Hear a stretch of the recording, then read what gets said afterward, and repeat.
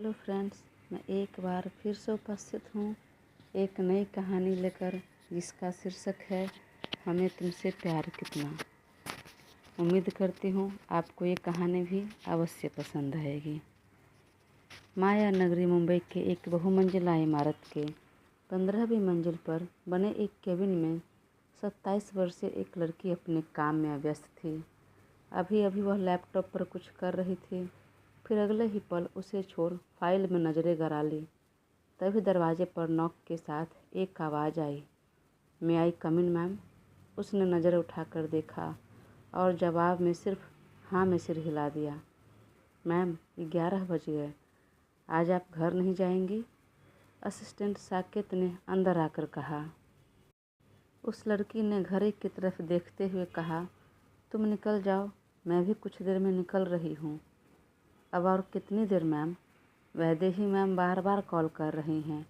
उसने अपने मोबाइल की तरफ देखा, जिस पर माँ के अनेकों मिस्ड कॉल थे। "साकेत, वो माँ है, उन्हें तो फिक्र होगी ही, लेकिन मुझे अपना काम भी तो देखना है। जो कुछ मैंने बनाया है उसे संभालना है। जो मेरा लक्ष्य है, सपना है, वहाँ तक पहुँचने के लिए मेहनत तो करनी पड़ेगी।" "फिर भी मैम।" "फिर भी क्या साकेत? अब मैं 9 से 5 का जॉब करने वाला कोई एम्प्लॉय तो नहीं हूँ, जो काम ख़त्म हुआ और बैग उठाकर घर चले जाऊँगी। माँ से कहो मैं कुछ देर में घर पहुँच रही हूँ।" "मैम, वो मैं बड़ी मैम से झूठ कैसे बोलूँ? मुझसे नहीं होगा। आप ही कॉल रिसीव कर उन्हें बता दीजिए ना। वैसे मुझे लगता है आपको निकल जाना चाहिए। आपका कल का शेड्यूल भी बहुत टाइट है। सुबह के 10 बजे मिस्टर सिंघानिया और 12 बजे मिस्टर खन्ना के साथ आपकी मीटिंग है। कुछ नए एम्प्लॉय हैं जिसका इंटरव्यू आपको लेना है। फिर शाम को आपकी फ्रेंड सानिका के संगीत के रस्म में भी जाना है।" यह सुनते ही उसने अपनी आंखों से चश्मा हटाते हुए कहा, "अरे हाँ, यह बात तो मेरे दिमाग से निकल चुकी थी। सानिका के संगीत में जाना है और उसके लिए मुझे थोड़ा डांस प्रैक्टिस भी करनी थी। ये तो मैं भूल ही गई। तुमने पहले क्यों नहीं याद दिलाया?" "मैम, मैं तो कई बार अंदर आकर बताने की कोशिश की, पर हर बार आपने ही सुनने से इनकार कर दिया।" ठीक है, तुम निकलो, मैं भी अब निकल रही हूँ।" साकेत बाहर जाने लगा, लेकिन एक बार फिर वह पलट कर देखा और कहा, "मैम, क्या मैं आपको घर तक छोड़ दूँ?" "अरे नहीं, जाओ, तुम घर जाओ, मैं चले जाऊँगी। लेकिन मैम, रात काफ़ी हो चुकी है। बड़ी मैम, अरे बड़ी मैम और तुम बेवजह परेशान होते रहते हो। मुंबई में भी 11 बजे भला रात होती है क्या? तुम जाओ, मैं चली जाऊँगी। अब इन छोटी मोटी बातों के लिए भी हेल्प लूँ?" नक्षत्रा ने जरा खींच कर कहा। "ओके मैम, तो फिर मैं निकल रहा हूँ। आप भी आराम से आइएगा। बाहर मौसम ख़राब हो रहा है।" बोलकर साकेत निकल गया। यह भी ज़्यादा बाप बनने की कोशिश कर रहा है। मना कर रही हूँ, हेल्प नहीं चाहिए, तो भी ज़बरदस्ती करने के लिए उतारू है। मन में बोलते हुए नक्षत्रा जो एक बार फिर फाइल में घुस गई, तो समय का भान नहीं रहा। और कुछ देर बाद जब उसे फिर से उसका फ़ोन बजा, तो नक्षत्रा ने ज़रा नाराज़गी से कहा, "मेरी माँ भी न चैन से रहेंगी न रहने देंगी। कहा है मुझे थोड़ी देर होगी आने में, फिर क्यों बार बार कॉल कर रही हैं?" बड़बड़ाते हुए कॉल को इग्नोर किया, लेकिन दोबारा फ़ोन बजा तो फ़ोन उठा लिया और साथ में ही घड़ी पर नज़र डाली। रात के 12 बजने को आ गए थे। उसके माथे पर बल पड़ गए। हेलो बोलने से पहले उसने कहा, "सॉरी माँ, थोड़ा लेट हो गया।" "यह थोड़ा लेट है नक्ष, अब तो यह रोज़ का हो गया है बेटा। बस माँ बस, मैं निकल रही हूँ। रोड खाली ही मिलेगी, मैं आधे घंटे के अंदर आपके पास रहूँगी।" बोलते हुए उसने जल्दी से सब कुछ समेटा, फिर अपने बैग और कार की चाबी लेकर केबिन से निकल गई। नक्षत्रा, जल्दी से चल घर, वरना आज मम्मी वाकई बहुत नाराज़ होंगी। नक्षत्रा एक बहुत ही तेज तर्रार और महत्वाकांक्षी लड़की, जो अपने दम पर कॉस्मेटिक प्रसाधनों की एक कंपनी खरीदी थी, जिसे वो नेशनल से लेकर इंटरनेशनल लेवल तक ले जाने और उसे टॉप ब्रांड में शामिल करने के ख्वाब देख रही थी और उसके लिए जी तोड़ मेहनत भी कर रही थी। इसी वजह से उसका शेड्यूल हमेशा टाइट रहता था। घर पर समय देना कम ही हो पाता था, पर कुछ भी हो जाए, कितनी भी बिजी रहे, वो सुबह का ब्रेकफास्ट और रात का डिनर अपनी माँ के साथ ही करती थी। और माँ वैदेही जी भी भले ही कितनी भी देर हो जाए, डाइनिंग टेबल पर उसका इंतज़ार करती ही थी। नक्षत्रा ने कई बार मना भी किया कि आप समय से डिनर कर लिया करो, मेरा इंतज़ार मत करो। तब वैदेही जी कहती कि अकेले मेरे गले के नीचे खाना नहीं उतरता, चलो इसी बहाने कम से कम डाइनिंग टेबल पर तो तुम मेरे साथ रहती हो। वह केबिन से बाहर निकली और लिफ्ट लेकर नीचे उतरी। फिर बाहर से अपनी इमारत को देखा और मन ही मन बोला, इसे उस ऊंचाई तक लेकर जाना है जहां मुंबई और इंडिया तो क्या, दुनिया के हर लोगों का ख्वाब हो इस कंपनी में काम करना, इसका हिस्सा बनना। खैर, फ़िलहाल तो उस लेवल तक पहुंचना मेरा ही ख्वाब है, पर उम्मीद है मैं इसमें ज़रूर सफल होऊंगी। सोचते हुए चेहरे पर स्माइल आ गई और फिर पार्किंग में लगे कार में बैठकर निकल पड़ी। बाहर मौसम थोड़ा ख़राब था। आसमान में काले बादल घिर आए थे। बिजलियां रह रह कर चमक रही थी। हवा भी सर्द हो चुकी थी। कुल मिलाकर मौसम बहुत ही अच्छा लग रहा था। उसने कार के ग्लास को नीचे किया और शीतल पवन का झोंका उसके तन मन को सुकून दे दिया। देर रात तक काम करने की वजह से जो स्ट्रेस था वह मानो क्षण भर में दूर हो गया। तभी ख्याल आया, ओह लेट नाइट, ऊपर से इतना खूबसूरत मौसम, सॉन्ग तो प्ले होना चाहिए। मन ही मन बोलते हुए उसने एफएम ऑन किया।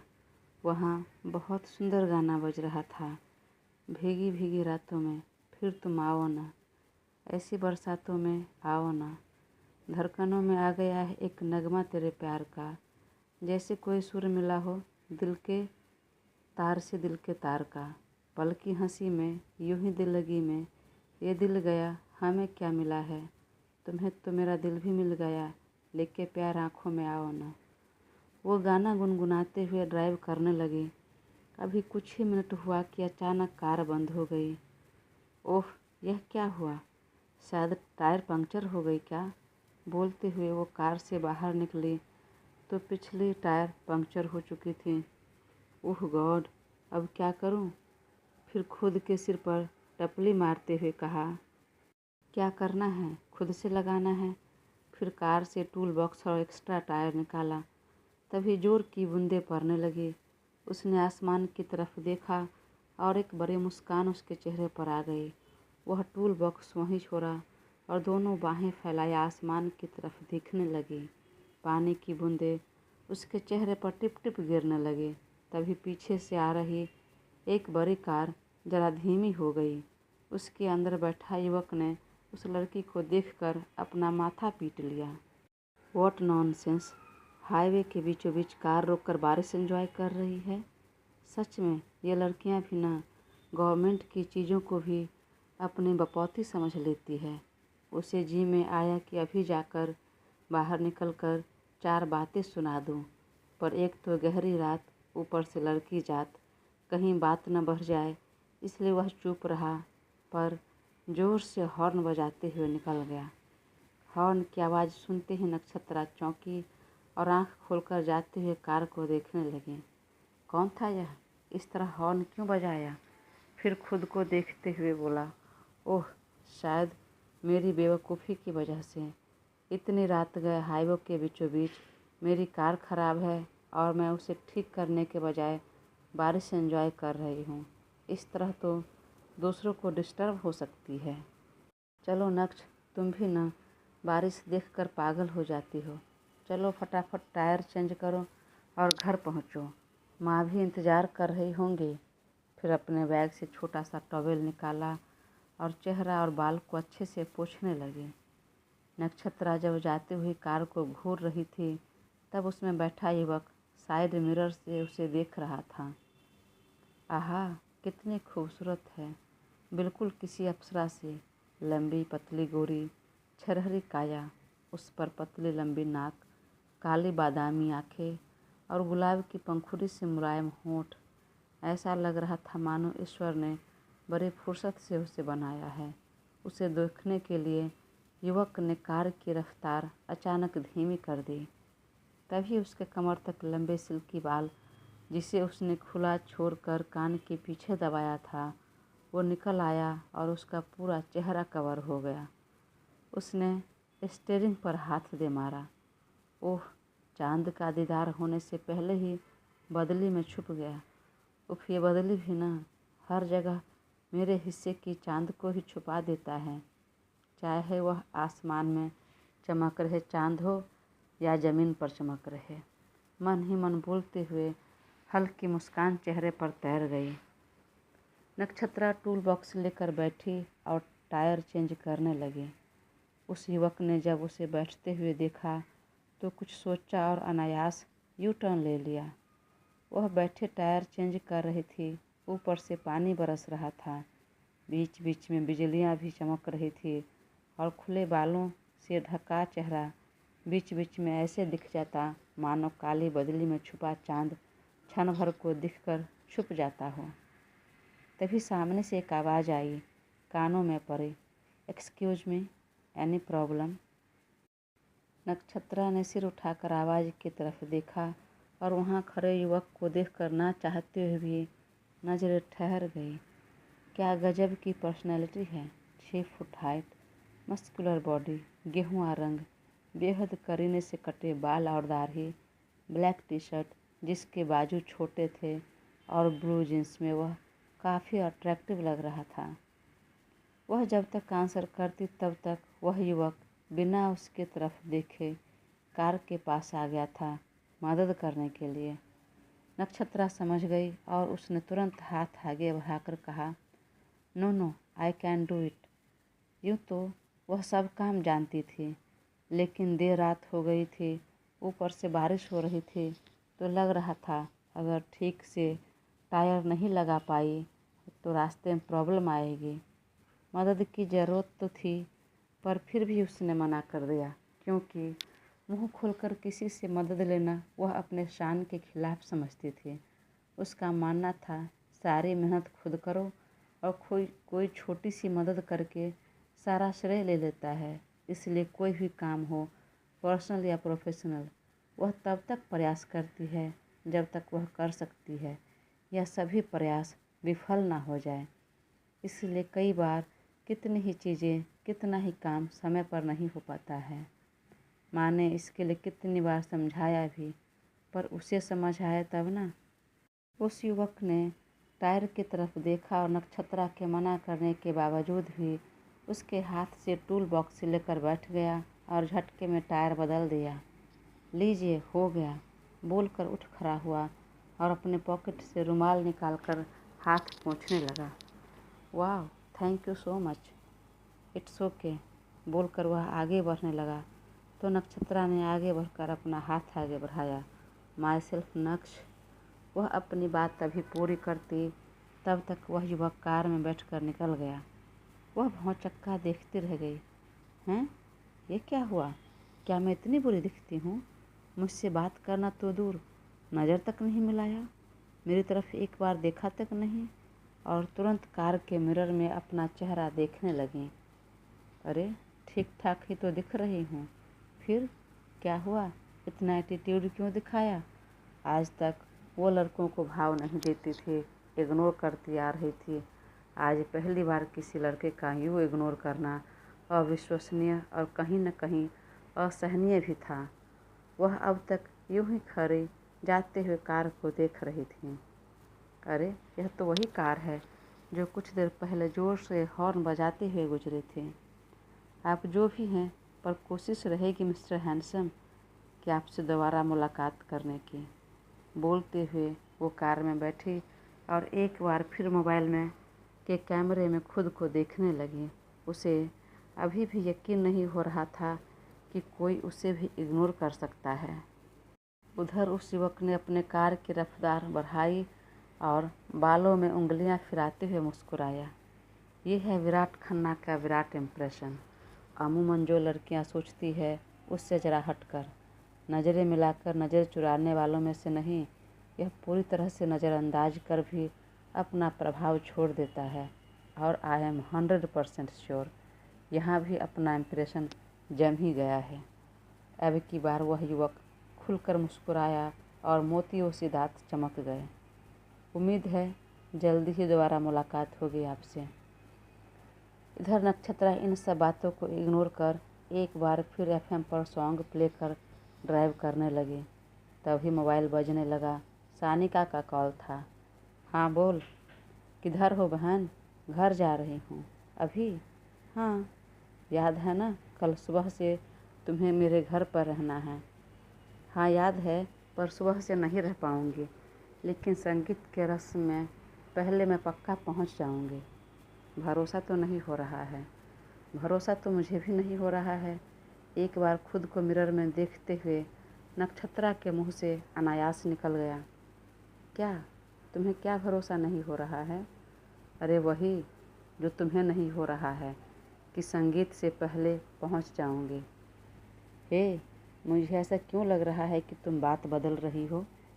तुम्हें जो लग रहा है लगा बहन, और फ़ोन रख, मम्मी का कॉल आ रहा है। बोल कर उसने फ़ोन रख दिया और तुरंत माँ को कॉल बैक किया। हाँ मम्मा, बस पहुँच रही हूँ। कार की टायर ज़रा पंक्चर हो गई थी, इसलिए देर हो गई। ठीक है, तुम आराम से आओ। बारिश हो रही है तो तेज़ी से कार चलाने की ज़रूरत नहीं। जब इतनी देर हो चुकी है तो थोड़ी देर और सही, पर संभल कर आना बेटा। हाँ मम्मा। फिर दोनों ने फ़ोन रखा। तभी एफएम पर गाना बजा। यह पहली मुलाकात की मीठी सी बेखुदी, एक पल में हो गई क्या से क्या ज़िंदगी। हाँ, ये क्या? अब एफएम वालों को भी पता चल जाता है क्या कि कब कौन सा गाना बजाना चाहिए? उसने तुरंत गाना बंद किया और कार की स्पीड बढ़ा दी। हेलो वीरू, कहाँ हो बेटा? कितनी रात हो गई? इतनी तेज़ बारिश में कहाँ हो अब तक? बस दादी आ गया। पिछले 2 घंटे से तुम यही बोल रहे हो, लेकिन अब तक आया नहीं। अरे बेटा, बरसों बाद हफ्ते भर के लिए तो आए हो। कुछ देर इस बूढ़ी दादी के साथ भी बिता लो।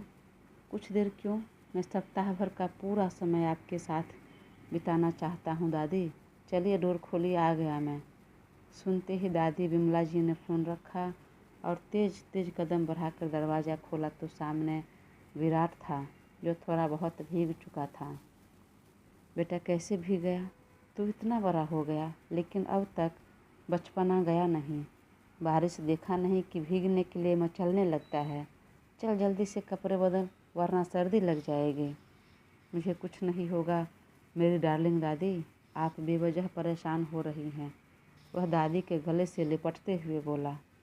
मैं बेवजह परेशान नहीं हो रही हूँ। चल तू जल्दी से कपड़े बदल, खाना तो खा लिया होगा। मैं तेरे लिए हल्दी वाला दूध बना कर ले आती हूँ। दादी ने उसके बालों में हाथ फिराते हुए कहा। दादी, आपको पता है ना, मुझे हल्दी वाला दूध पसंद नहीं। हाँ बेटा पता है, लेकिन तुम्हें सर्दी लग जाएगी।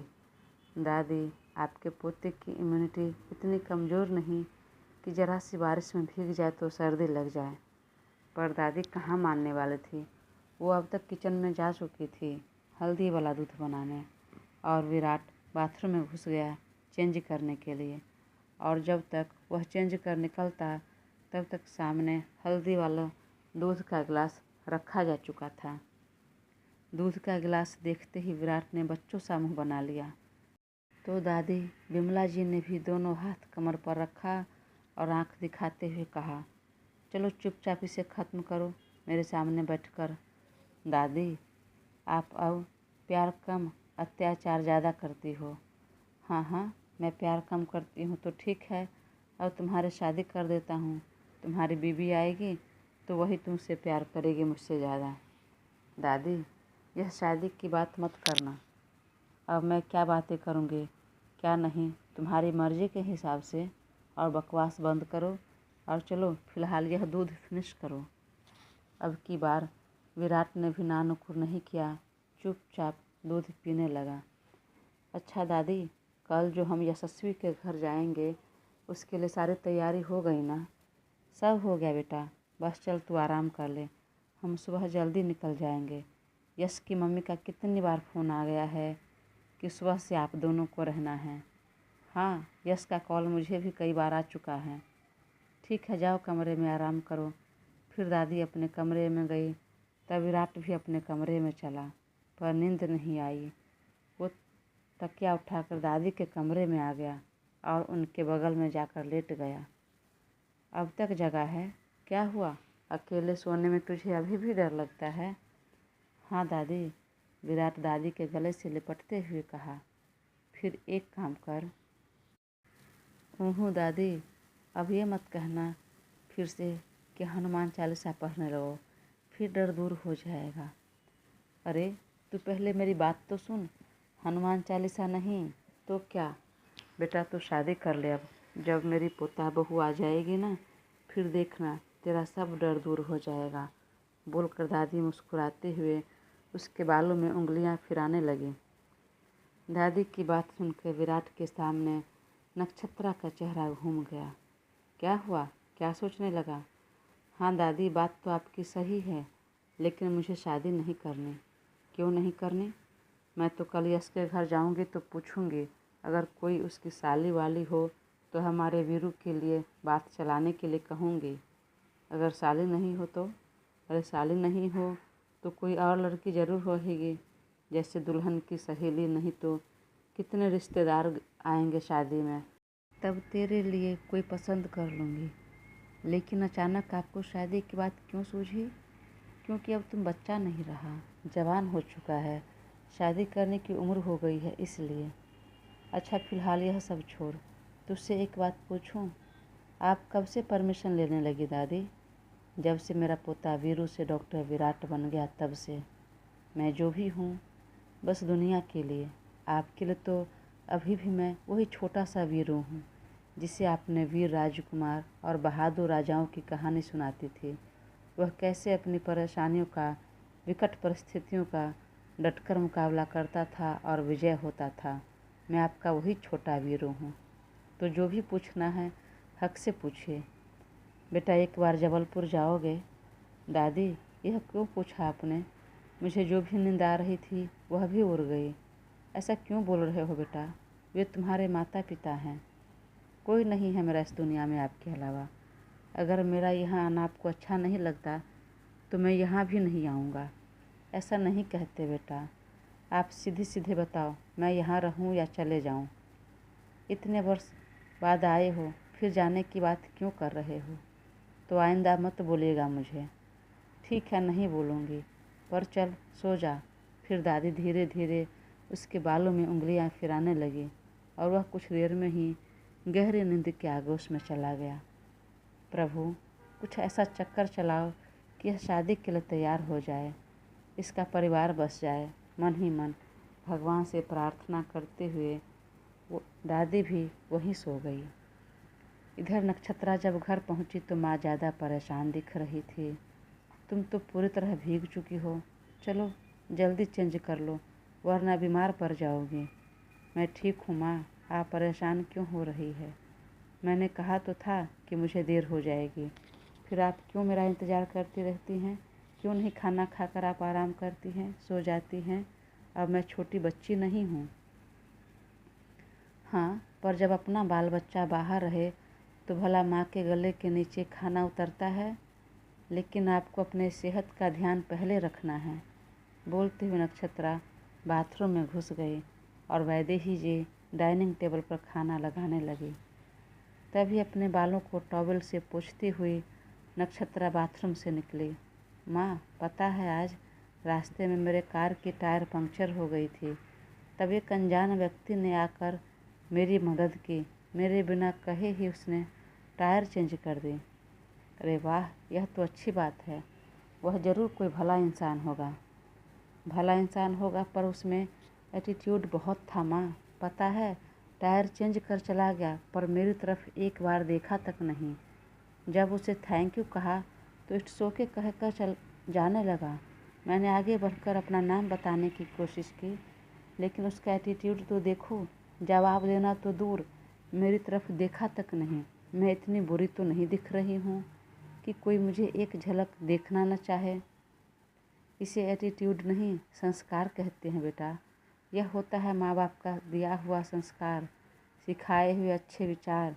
ज़रूर वह एक अच्छे परिवार से आता होगा, नहीं तो भला आजकल के समय में अकेली जवान लड़की सामने हो और उसे नज़र उठाकर देखे भी ना, यह तो नामुमकिन सा है। हाँ, आपकी बातों में दम तो है माँ, यही हो सकता है। अच्छा बेटा, सानिका बहुत नाराज़ हो रही थी। कल सुबह जल्दी जाना है। माँ, मैं आपको छोड़ दूँगी, लेकिन मैं नहीं जाऊँगी। मुझे 2 मीटिंग अटेंड करनी है, उसके अलावा भी काम है, तो मैं सीधे संगीत में मिलूँगी। ठीक है बेटा, तू सो जा, सुबह जल्दी उठना भी है। फिर दोनों माँ बेटी अपने कमरे में गए। माँ को जल्दी नींद आ गई, पर नक्षत्रा को नींद नहीं आई। वह जैसे ही आँख बंद करती कि सामने उस युवक का चेहरा आ जाता और मन में एक उथल पुथल सी मच जाती। काफ़ी कोशिश के बाद भी जब नींद नहीं आई तो वह उठकर खिड़की पर आ गई और वहाँ लगे पर्दे को थोड़ा सरका कर बाहर के नज़ारे देखने लगी। रात काफ़ी गहरी हो चुकी थी। बाहर सड़क पर अब सन्नाटा पसर चुका था। शोर तो थी तो सिर्फ आसमान से गिर रहे बारिश की बूंदों की और बरसाती कीड़े मकोड़े की, जिसे सुनना नक्षत्रा को बहुत पसंद था। अक्सर वह बरसात की रात में खिड़की पर आकर उस शोर को सुनती थी, बाहर का नज़ारा देखती थी। लेकिन आज न जाने क्यों उस शोर पर ध्यान नहीं गया। काश उससे दोबारा मुलाकात हो जाती। मन में अनायास यह ख्याल आ गया, लेकिन अगले ही पल ख्याल से बाहर आई। लेकिन क्यों? मैं उसके बारे में इतना क्यों सोच रही हूँ? उसमें ऐसी क्या खासियत है जिसने एक बार मेरी तरफ देखा तक नहीं? उसे देखने के लिए मैं इतनी व्याकुल क्यों हो रही हूँ? कहीं मुझे नहीं, नक्ष, इस पचड़े में नहीं पड़ना है।